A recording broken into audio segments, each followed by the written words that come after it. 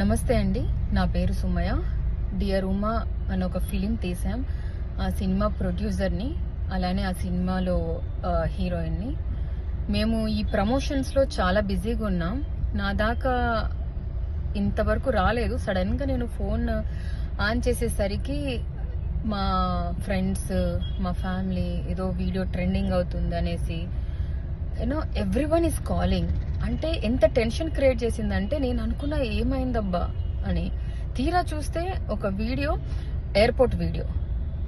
ఆ ఎయిర్పోర్ట్ వీడియోకి వాళ్ళకి నచ్చినట్టు ఏదో కామెంట్ చేసుకొని ఏదేదో పోస్ట్ చేస్తున్నారు. ఒక అమ్మాయిని పెట్టుకొని దయచేసి ఇలా అంటే నిజాలు తెలియకుండా చెయ్యకండి. అంటే రాజకీయం చేయొచ్చు, కానీ ఒక అమ్మాయిని అడ్డం పెట్టుకొని రాజకీయం చేయకండి దయచేసి.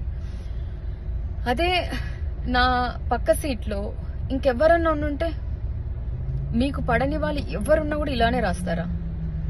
ఒక ఉమెన్ కి ఇచ్చే రెస్పెక్ట్ మన ఇండియాలో ఇంతేనా? I'm feeling so bad about this. నాకు అసలు మాటలు కూడా రావట్లేదు ఏం చెప్పాలి అని. ఎందుకంటే దాంట్లో నిజం లేదు. మా ఫ్యామిలీ ఫొటోస్, మా ఫ్యామిలీ గ్యాదరింగ్స్. నేను అనంతపూర్ అమ్మాయినండి. ఆబ్వియస్లీ మాకు చుట్టరికం ఉంది, మాట్లాడుకుంటాం. ఇంటికి వెళ్ళడం, వాళ్ళు రావడం, మేము వెళ్ళడం జరుగుతూనే ఉంటుంది. దాన్ని కూడా సడన్ గా ఇలా చేస్తున్నారంటే నేను దీన్ని ఎలా తీసుకోవాలో నాకు అర్థం కావట్లేదు. ప్లీజ్ నెగిటివ్ స్ప్రెడ్ చేయొద్దు. Support women. నిజం ఉంటే మాట్లాడండి దయచేసి.